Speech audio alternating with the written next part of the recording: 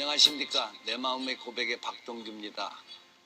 참 사람들끼리 마음의 소통을 가진다는 것도 중요하죠. 언젠가 우리 시인 중에 이중관 시인이라는 분이 계신데 그분이 쓴 이번 달에 시 중에서 보면 어린아이가 자기 집 앞에 지나가는 친구들을 이러고 우리 집이니까 댕기지 말라고 그러고 다 말렸더니 친구들이 피해서 다 갔는데 보니까 뒤에는 참새도 나비도 그 앞을 비켜서 가더라 하는 시가 있었습니다. 우리가 자기 것만 가지고 살아가면 전부 다 외톨이가 되는 거 아니겠습니까? 이런 이기적이고 답답한 자기가 속에 갇혀진 것을 깨우쳐내고 서로 마음을 통하게 하는 그런 시의 세계, 이런 것을 가지고 우리가 세상을 새롭게 만들어가는 것이라 생각합니다. 오늘 50년 시만 가지고 사신 분 한번 모시겠습니다.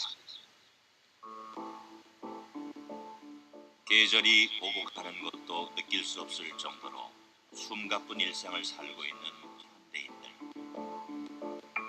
그들의 메마른 가슴 속에 찾아온 시한빛.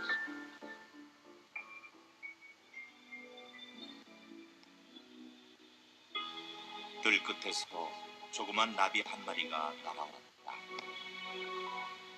내 눈이 주워 먹었다. 내 눈엔 뾰족뾰족 색노란 개나리가 돋아났다. 개나리는 시간마다 2, 4, 6으로 갈라져 흩어졌다. 작년에 져버린 들밖에 봄이 세상 속에 가득 깔렸다. 나비는 봄의 배달부였다.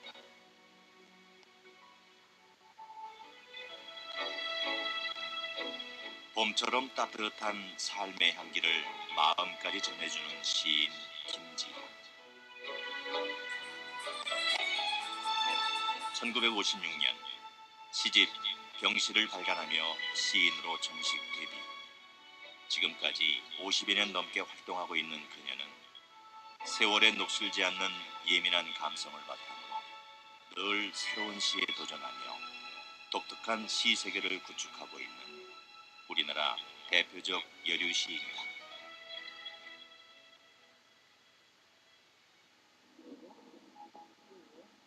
서울의 한 대학 캠퍼스에 교수로 재직하며 많은 제자들을 키워낸 큰 스승이기 때문이다.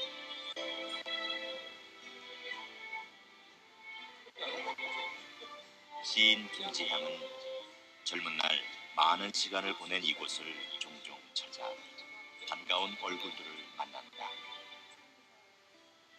김지향 교수님께서는 우리 대학의 문예창작과를 만들어주신 교수님이십니다. 그래서 많은 학생들을 지도해서 훌륭한 제자를 키워내셨고 문단에 등단을 또 시켜주셨습니다. 지금도 열심히 그 후진들을 키워주시는 점에 대해서 감사드리고 있습니다. 그녀가 이곳을 찾은 또 다른 이유는 새로운 작품 구상을 위해서다. 봄처럼 파릇파릇한 이곳 캠퍼스에서 젊은 감각을 잃지 않으려고 애쓰는 그녀의 모습은 시처럼 많은 감동을 안겨준다. 시인으로서 학생들을 가르치고 하니까 그때도 참 생동감이 있고 참 좋았는데 지금 와서 다시 보니까 내가 참 시인으로 살았던 것이 참 행복하다. 그리고 앞으로도 그러한 그 감성적인 거 그래서 버리지 않고 그대로 잘 살려나갔으면 좋겠다. 젊은이와 함께 사는 그런 같이 호흡할 수 있는 그런 젊은 시를 쓰고 싶다는 생각이 드네요. 시처럼 삶도 깊은 울림을 주고 있는 시인 김지향. 그녀 인생의 가장 큰 그리움으로 남아있는 이를 향한 소중한 고백을 들어봅니다.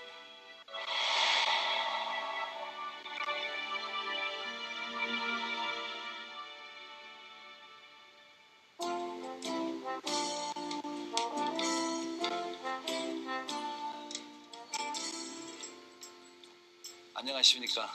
안녕하십니까. 참 오래간만입니다. 몇십 년 만이죠. 그렇죠. 한 20, 30년 된 것 같습니다. 그렇죠. 우리가 문단 행사 있을 때 예. 멀찌감치서 뵙고 그렇죠. 그렇게 서로 인사만 하고 예. 그 예. 후딱후딱 지나가다 보니 세월이 그렇게 지나갔습니다. 그렇습니다.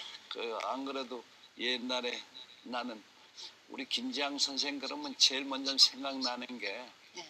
내 원고 예. 이렇게 원고지에다가 쓸 때 그 이름을 이렇게 글자를 이만하게 크게 쓰시더라고. 남자들 왜 이렇게 그거 붓글씨 쓰듯이 예. 그렇게 쓰시죠? 예. 예. 그래 나는 그 글자가 언제든지 내 눈에 예. 뻔히 보여서 김지향 선생님이 그런 통큰 분이 아닌가 이렇게 생각이 들 때가 있고 그랬습니다. 제가 글씨는 좀 크게 쓰는데요. 네. 마음은 그리지도 그러시구나. 못합니다. 예. 그러시구나. 그 지금까지 이렇게 지내오시면서 예전 모습하고 똑같아요. 아이고 그렇게 봐주시니 고맙습니다만 네. 그렇지 않습니다. 그래요. 뭐 자세히 보면 주름살이 아니, 득지득지죠. 주름호가 아니라 그 모양이 예. 옛날에 가지고 있었던 그 시루엣이 예. 그대로 간직하고 있는 건 무슨 뭐 특별한 비결이라도 아니 있으신가요? 뭐 비결이라기보다는 예. 그냥 그 젊은 사람들하고 이렇게 네. 자주 어울리고 그렇게 살다 보니까 네. 뭐 그렇게 빨리 저도 빨리 마음은 늙었는데 그래요. 예 빨리 늙었다는 생각은 별로 없는 것 같은데 그래. 될 수 있으면 젊게 살려고 노력하는 거죠. 그래요. 예. 예. 그 변함없은 뭐 모습처럼 시도 그 열정으로 가득 차 있어서 항상 무슨 도전하는 그런 냄새를 가지고 있고 그 예. 도전한 정신이 배어 나온다 이런 평가도 받고 있습니다만 지금까지 총 몇 번의 시집을 엿보내셨습니까? 시집을 예 25건쯤 됩니다. 예 거기다가 예. 이제 번역 시집이 2개 있고 그렇게 네. 하면 번역 시집이라는 것이 뭐 원래 창작 시집 가지고 번역을 한 거니까 거기는 안 들어가죠. 근데 선집도 있고 전집도 있지만은 신작 시집만 25건이에요. 근데 네. 너무 욕심 많다 이런 말은 듣긴 듣습니다. 주위에서 그래요. 시집 좀 그만 내라고. 하는 일 없이 요즘도 뭐 하는 일이라고는 다른 일이 없으니까 시만 쓰니까 시 쓴 거 모이면 또 내고 이렇게 되다 보니까 그렇게 되는 것 같습니다. 그래요. 예. 사실 우리는 그냥 말로는 25권이면 엄청난 책이다 생각하겠지만 그거 한 권 한 권 엮어낼 때마다 하나의 시의 변혁이라든가 시에 대한 성찰이라든가 엮어내는 것에 대한 의도라든가 이런 것이 다 다르죠. 그렇죠. 처음에는 제가 시가 뭔지 모르고 썼을 때는요. 그냥 그 감성적인 거 서정시만 그냥 노래처럼 이렇게 쓰면 시가 되는 줄 알았죠. 예. 그래서 첫 번째 시집은 아마 그 서정이 넘치는 그런 그 서정시로 썼는데 아마 그게 좀 잘 팔리기는 했지만은 네. 서정주 선생님이 그 서정덩어리라고 말을 했어요. 그래요. 그래서 너무 좀 그래요. 부끄러워서 네. 그 서정덩어리에서 벗어나려고 상당히 노력은 했습니다. 그래요. 그동안에. 예. 네. 참 대단하십니다. 우리가 흔히들 처녀작이 예. 처음 등단할 때 시가 마지막 시가 되는 경우도 많지 예. 않습니까? 그렇죠. 예, 대부분이 그렇죠. 예. 그런 데로 비교해 보면 우리 김지향 시인은 항상 다른 시로 다른 그 시가 아니라 시는 물론 다르겠지만 다른 세계로 이입해 들어가는 그런 노력들이 이 지금 25권이란 순창작 시집의 그 발전 역사가 아닌가 하는 생각이 드는데 그 어렸을 때 또 예. 그런 뭐 문학적 재능이 남다른 게 있으셨습니까? 아이 그걸? 제가 네. 처음에는 문학이 뭔지도 몰랐죠. 그렇죠. 그런데 어렸을 초등학교 때니까. 때는 제가 기억력이 좀 좋아가지고 그래. 우리 뭐 엄마랑 또 오빠들이 음. 법관을 만들어 보자 이런 생각했었죠. 그러셨어요. 그래가지고 저는 법관이 될 생각밖에 없었어요. 사실은. 그랬는데 이제 그 4학년 때인가 한번 글짓기를 한번 했어요. 학교에서 교내 글짓기 했는데 우리 반은 유일하게 제가 딱 그래요? 예, 상을 받고 그래서 이제 그 4학년 말쯤 해서 5학년 초반인가 그때 우리 오빠가 이제 서울서 법과대학을 다녔었어요. 그래가지고 뭐 법대에 와서 공부를 해보니까 여자 아이들이 법대생들이 있는데 너무 건방지고 못 쓰겠더라. 이런 말 하지 말아야 되는데 그래가지고 너는 시골 쪽이니까 어쨌거나 문학을 하는 게 좋겠다. 여성한테는 문학이 생기에 맞겠다. 이렇게 해가지고 그래요. 문학 쪽으로 돌렸어요. 작은 오빠가. 그러면서 문학 서적을 잔뜩 보내왔어요. 그중에 희망이라는 잡지가 있었어요. 옛날에. 예. 예. 공중현 선생님 하시던 건데 문예지죠 그게. 거기에 한번 써내봐라 그러대요. 그래서 한번 써내봤더니 그게 뭐 이렇게 뭐 또 나와가지고 그걸 또 공중현 선생님이 집으로 보내오는데 네가 서울 오면 꼭 날 찾아와라 하고 주소까지 다 적어주고 네. 명함을 보내왔어요. 예. 소질이 있다고 좀 하라고. 네. 그래서 그냥 그런 거 한번 해볼까 이런 생각한 거죠. 또 그 시절에 예. 노천명 여사 집은 어떻게 알았어요? 노천명 시인네 집은. 우리가 이제 학교를 가려면 제가 옥인동에 이제 하숙을 정했는데 예. 거기서 이렇게 누아동인가 거기 이렇게 음. 거쳐서 올라가게 돼 있어요.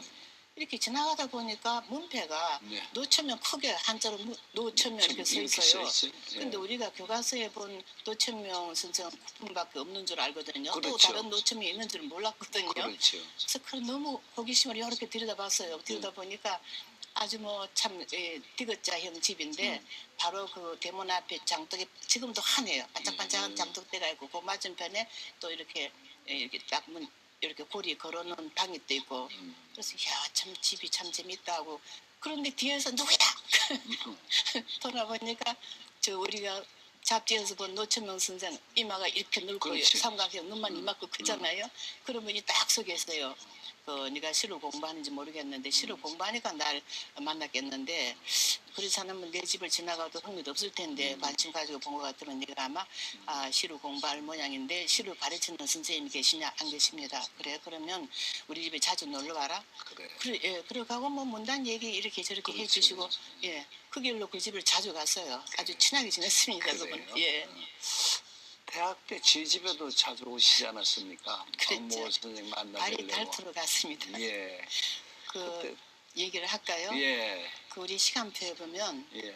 박모를 선생님 시간이 있어요. 네. 근데 너무 보고 싶은 분이 박모를 선생님이시거든요. 예. 그런데 딱 그냥 학생들이 딱 정신 차리고 있는데 안 오셔요. 그러니까 거의 학기가 끝나갈 무렵에 오셨어요. 그래요? 너무 좋아서 우리가 막 박수를 쳤어요. 그랬어요. 그리고 이렇게 첫 강의를 하시는데 모라니 피까지는 예. 이가 김영란 씨죠. 김영란 씨, 예, 예. 김영란 씨. 그걸 딱 칠판에 적어놓고 먼데 창밖으로 보고 얘기를 해요. 네. 근데 학생들 좀 봐줘야지 우리가 보겠는데 창밖으로 보고 얘기하시니까 야 역시 시인답다. 시인 강의는 저렇게 하시는구나 이렇게 생각은 했는데 제가 주목을 하기 위해서 예. 선생님 교수님 여기 하나 글자 틀렸습니다 했더니 하고 돌아보는데 그때 한번 봤습니다. 너무 강의를 너무 잘하시고 조용하게 아주 그래. 차분차분하게 강의를 잘하셨어요. 강의 다 끝나고 나가시는데도 우리는 그대로 앉아 있었어요. 취해가지고. 예. 그랬어요. 참 매력이 있고 너무 강의 잘하셨어요. 홍대. 아주 명가를 하셨어요. 홍대 계셨으니까 그지? 예. 예. 그러다가 어떻게 시집 출간은 어떻게 하게 됐습니까? 그거는 네. 4학년 때입니다. 이제 4학년 이제 졸업할 그 무렵인데 네. 하고 그 다음에 이제 어쨌거나 와야지 졸업을 하죠. 올라와서 이제 있는데 우리 선배 친구가 출판업을 한다나 봐요. 네. 어떤 사람이 이렇게 그 선배가 데려가서 인사를 시켜요. 학교에서. 그래가지고 인사를 했더니 뭐 시를 쓴다고 했는데 시 쓴 것이 좀 있으면 좀 보여달라고. 네. 하고 오늘 안 가져왔는데 그러면 쓰지도 않고 시도 없나 보다 이럽디다. 그러니까 그래. 거기 이제 이야기 올라가지고 그래. 나 시뭉치 있다고 노트로 딱 보였죠. 전방도 뺏어 가버렸어요. 그래. 그러니까 이게 우연히 그 우리 그 선배 친구가 그거를 뺏어 가서 안 가져와요.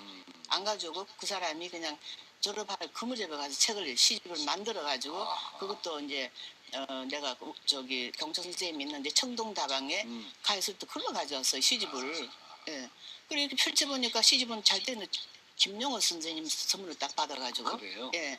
근데 김영호 선생님이 격찬을 했어요 선물에다가. 그래. 너가 그러면 그런가? 진짜 내가 그런가 할 정도로. 그래. 그러고는 그 시집이 어짜가 어찌 많은지요. 좀 창피할 정도로 어쩌가 많았는데 그거를 또 출판사에서 팔라고 그냥 뭐 그때가 제가 20대 20도 안 됐습니다. 그렇지. 19말쯤 됐죠. 그런데 20대 여르신 첫 시집 병실 해가지고 신문에 광고를 내고 막 돌출 광고까지 내고 그렇지. 하니까 이게요 패스트셀러 됐어요. 근데 뭐 70년대 저작권 문제를 걸려가지고 그거는요 어떤 잡지에서 남편 얘기를 써달래요. 10장만 몇 수 정해지잖아요. 근데 쓰다 보니까 남편 얘기가 하도 쓸 것이 많아가지고 우리 영감이 술을 좋아하고 하니까 그렇지. 쓸 것이 많아가지고 2장이 오버했습니다. 두 장이 넘쳤는데 괜찮을까 하고 전화를 했어요. 그 담당 기자한테. 그랬더니 괜찮아요. 그냥 보내주세요. 그렇지 않으면 내가 잘라드리겠다. 그냥 보내주세요. 그래서 그냥 보냈습니다. 그냥 보내고는 그래도 안심이 안 돼가지고 2장 매수 정해졌는데 그래서 전화를 몇 번 했는데 안 받아요 그분이. 그럭저럭 하다가 이제 우리 그 애기 아버지가 언론사에 있었잖아요. 오면서 이제 서지면서 하나 사가지고 왔어요. 사가지고 탁 놓으면서 네가 무슨 글이 있다고 썼냐고. 뭔데요? 그랬더니 이것도 글이라고 썼냐고 막 난리가 났어요. 그래 펼쳐보니까 거두절미 앞에 2장 뒤에 2장 넉 장을 잘라버렸어요. 그래 가운데만 딱 나와 있는 거예요. 그래 무슨 얘기인지 이거는 앞뒤 잘라버리면 이게 말이 안 되잖아요. 산문이 그렇죠. 특히.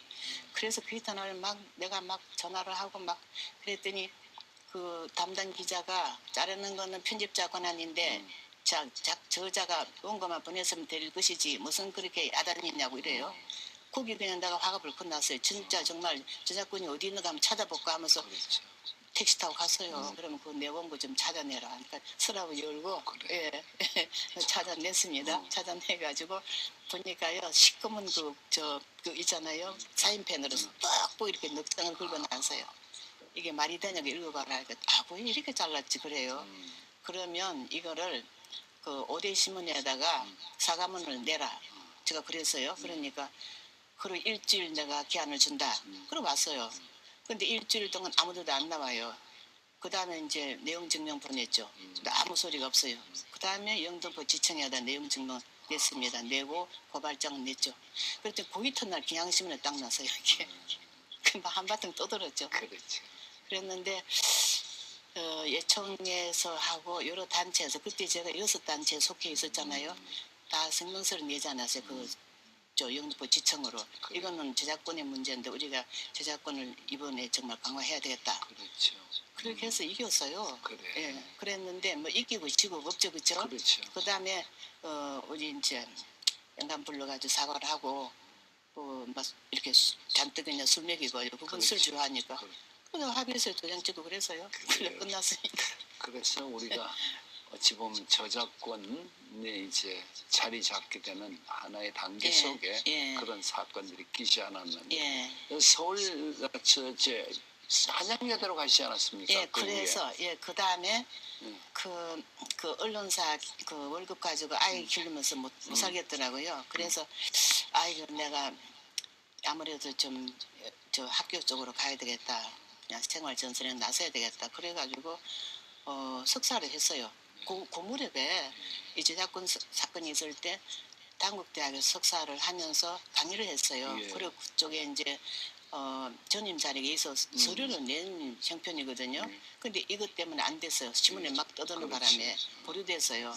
그래서 한양대학에 갔는데 한양대학 김현준 이사장의 그 작곡의 가사를 썼어요. 그 전에 여러 번 썼어요. 그랬는데 신동춘 교수가 나하고 가까웠는데 그분이 그러면 한양대학 가보자.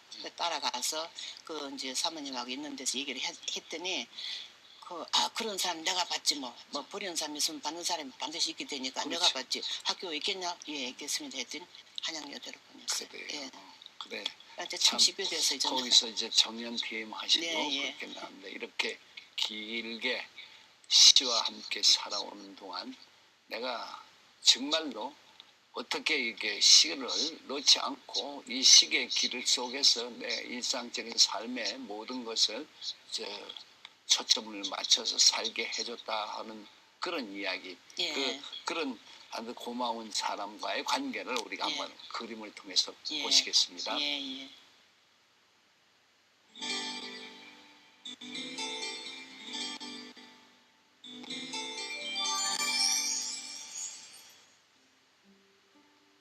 봄날에 활짝 핀 꽃처럼 시로써 아름다운 세상을 꽃피우고자 걸어온 50여 년 시인의 길. 마음속에 아지랑이처럼 아른거리는 것을 시로 쏟아내기 위해 숱한 단어들을 떠올리는 나에게 가장 아름다운 단어는 무엇일까? 그건 바로 어머니라는 이름의 단어다.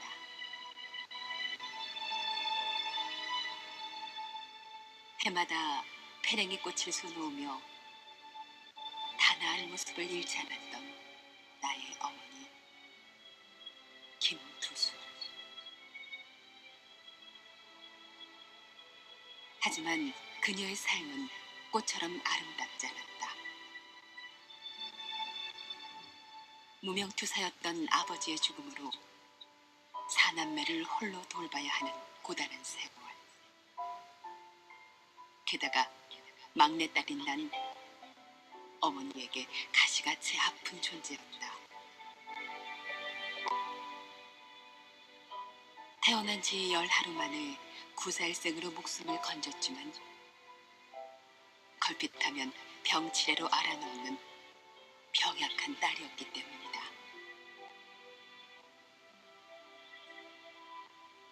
항상 애를 끌어야 하는 막내딸인 나를 포함해 자식들 건사에 힘겨운 나날을 보내야 했지만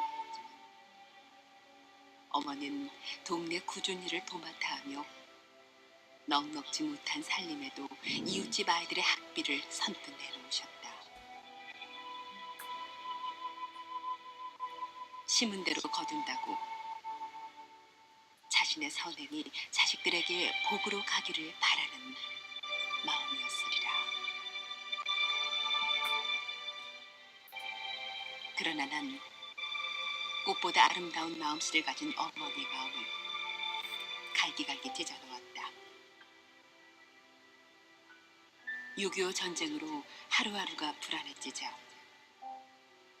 어머니는 아직 중학생인 나의 혼사를 서두르셨고 기필코 대학생이 되고 싶었던 난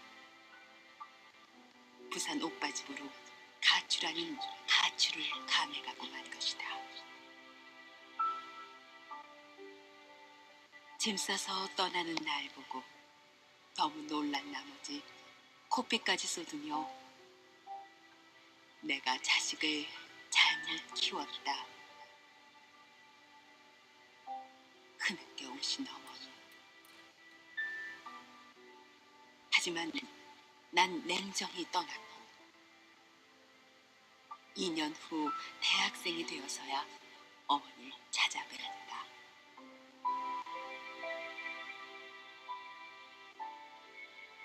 야속한 딸임에도 불구하고 어머니는 꿈을 꼭 이루거라며 날 따뜻하게 맞이해 주셨고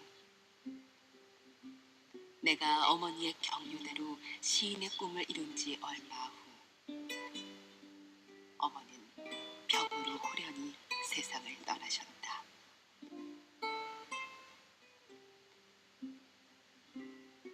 어머니, 말썽 많은 막내딸 남겨두고 어떻게 그렇게 빨리 떠나셨어요? 제가 철들어서 효도할 때까지 좀 기다려주시죠. 어머니, 전 아직도 당신 생각에 목이 맵니다. 사무치게 그리운 이를 나의 어머니.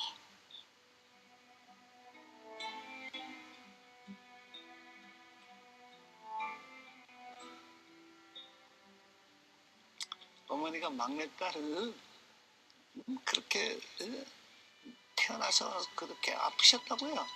애지중지에 시키는데. 예, 그 만삭이 됐는데 일본 순경에 와서 아버지 찾아내려면서 배를 찼대요. 아이고. 근데 죽은 아이를 낳았어요. 그 사실 아는 사람은 우리 오빠들밖에 모르는데 죽어서 이제 운목에다가 밀쳐놓고 그 겨울에 그냥 덮어놓고 있었는데 어떤 사람이 이제 지나가다가 어떤 할아버지가 우리 집에 들어와서 쉬어가자면 들어오더니 그 아기를 낳고 어제 뭐 그렇다고 어제 소문이 나서 왔는데 하면서 저 산 너머에 가면 그 한의원이 있으니까 거기 가서 침을 한번 놔보라고. 그래서 거기 가서 침을 놨는데 꽤 낫대요.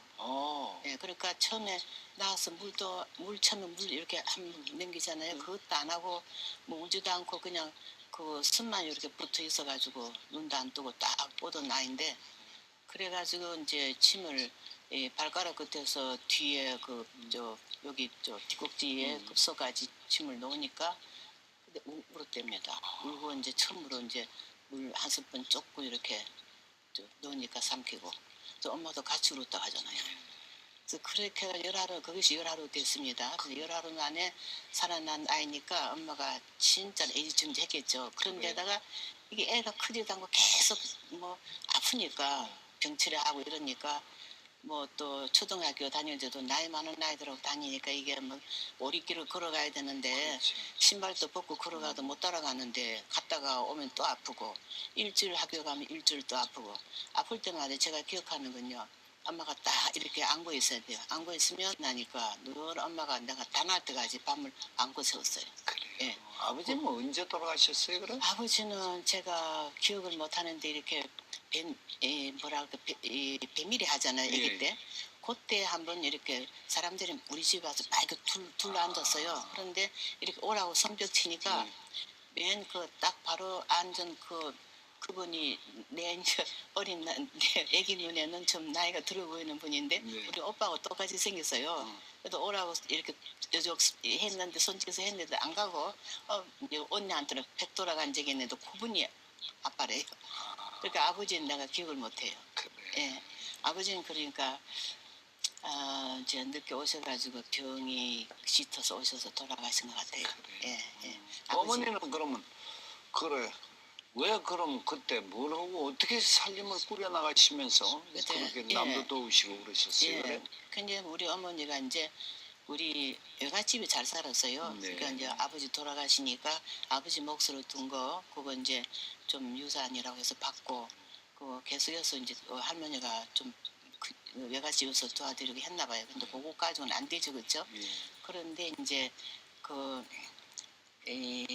옷 만드는 거 있잖아요. 양재 전문학교로 다녔거든요. 그래서 옷 만드는 그거를 잘해요. 그게 뭐 양재라고 해봐야 그때 그 무렵에 뭐 한국 사람은 양복 잘 안 입잖아요. 그러니까 한복으로 바꿔서 한복 만드는 그거를 잘해요. 이렇게 미싱 받고 하는 거를.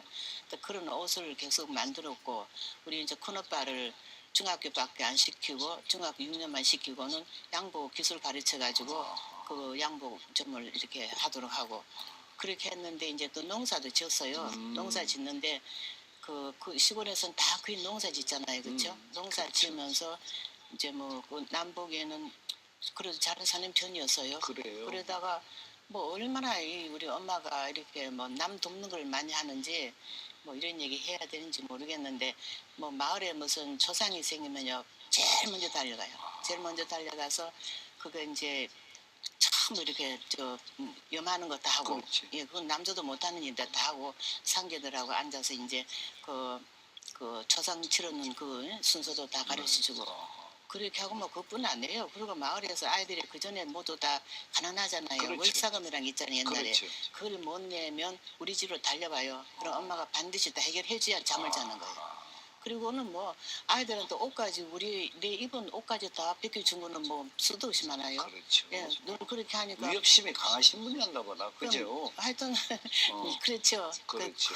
봉사를 참 많이 했습니다. 그러니까 말이야. 예. 그 덕을 김정선이 저는 보는 거 아니겠어요? 10분지도 못 따라가죠. 그래요? 저는 제 것만 알죠. 그런데 왜 시집은 보내려고 결혼시키려고 그랬어요? 그런데, 그 어린 딸을. 그런데 사변이 났잖아요. 예, 6.25가 예. 났는데 예. 그 6.25 나기 바로 전에 우리 오빠는 그 전에 서울 와서 이제 유학을 하고 있었고 근데 이제 그때 작은 오빠 장가 안 가고 내가 시집 안 가고 둘 남았고 큰 오빠는 이미 결혼해서 우리 올케가 19살 때 시집 와서 날 돌보고 있었고 또 우리 언니도 시집 갔는데 내가 남았잖아요. 작은 오빠는 지가 오면 지가 처리할 거다. 지일 지가 알아서 할 거다 생각했을 것이고 이거 작은 딸 요거는 엄마가 안 봐주면 시집도 못 간다. 그 생각한 모양이에요. 그래. 그래가지고 시집 보내려고 이제 동네 구장하고 이렇게 인원하는 걸 내가 엿들었어요. 그래요. 예. 그래가지고 나는 죽어도 대학을 가야 된다. 대학을 가야지 무언가를 성공을 하지. 이대로는 못 산다. 그 생각했죠. 그런 그 각오를 가지고 하루는 이제 그 엄마한테 밤에 엄마 나 부산 가면 안 돼. 아이고 무슨 소리 하냐고 여자가 뭐 부산은 무슨 부산. 또 그 이튿날 그러니까 또 약 올라가지고 잠도 안 자고 그 이튿날 첩보따리만 사가지고 나갔어요. 엄마 안녕히 계세요. 그렇게 깜짝 놀래죠. 나 그래? 부산 작은 오빠 집에 가서 안 올 거예요. 그래. 난 대학 안 가면 절대로 안 와요.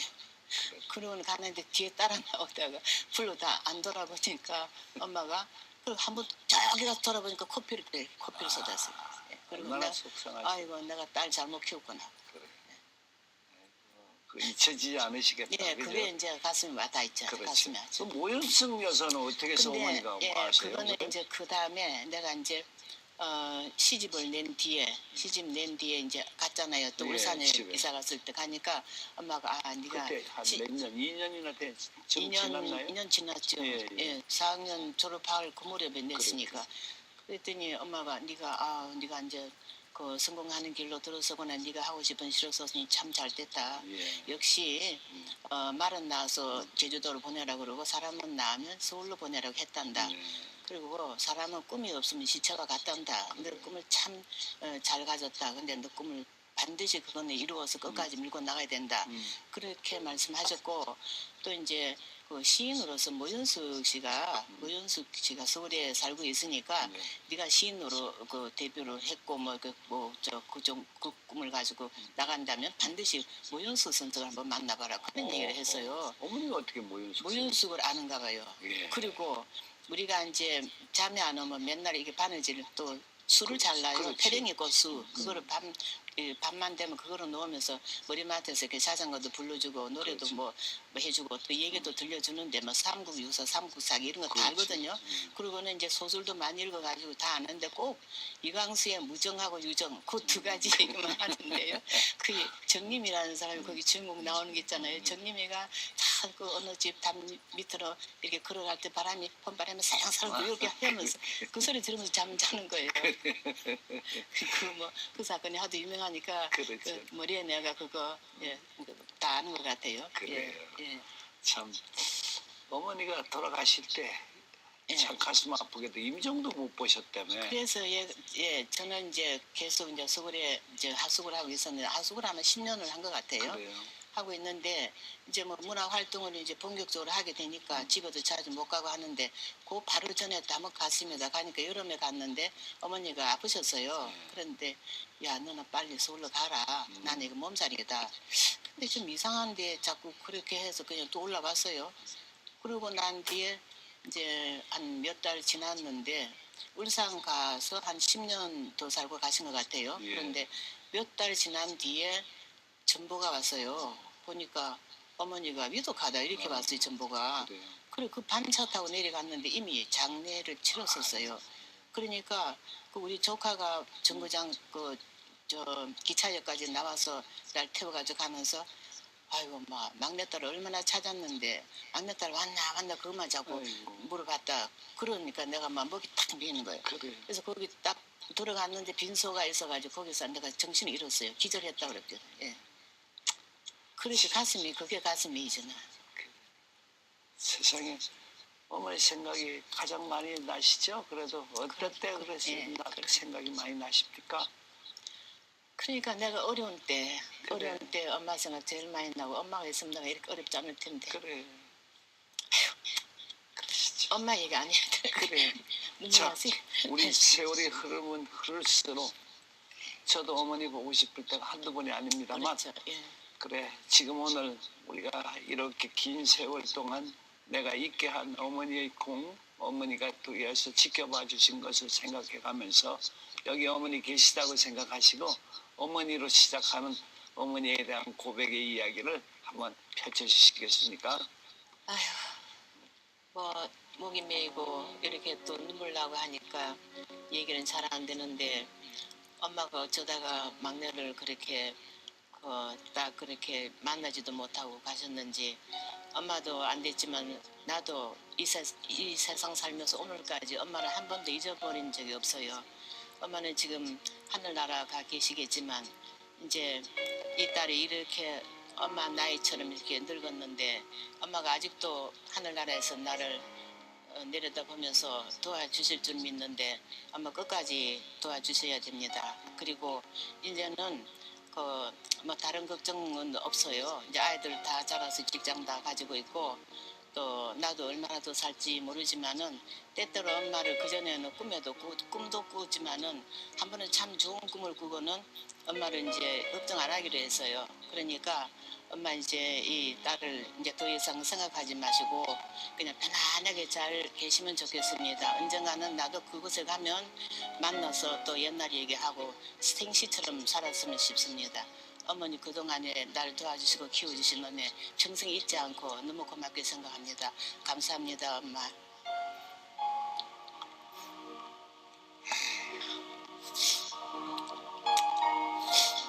세월이라는 게 참 무서워요. 그죠? 네, 그렇죠. 갈수록 예, 그리움은 더 쌓이고 눈물 나서 얘기 눈물만 못하겠어. 앞을 가리죠. 자, 어머니도 기뻐하시리라 생각하면서 꿈을 이루시라고 했는데 아직도 꿈은 남아 계시지 않겠어요? 예, 꿈을 그래서, 아직도 이제 그 꿈을 이루어야지 이제 내가 마음 놓고 떠나죠, 그렇죠? 그래요? 예.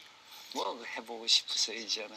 아니 뭐 시집을 또 예, 떠내고 싶으세요? 시집을 이제 제가 이제 크리스찬이잖아요. 그래요. 그 우리 엄마도 저 크리스찬이고 저도 벤네 믿음이고 지금까지 그동안에 이제 그 당자 생활도 좀 하고 그랬지만은 이제는 정말 우리 엄마가 이렇게 주신 그 믿음을 그대로 가지면서 신앙시를 좀 멋있게 한번 써볼까 싶은데 그동안에 신앙시 쓰기는 썼는데 그 본격적인 것이 아니고 이제 이 무명 시대에 정말로 이제 하늘나라가 있는가 그거를 그러니까 상상력으로 기상천외적인 그런 배경을 펼치면서 한번 그거를 한번 장시로 써보고 싶어요. 그래요. 하늘나라 찾아가는 그런 예.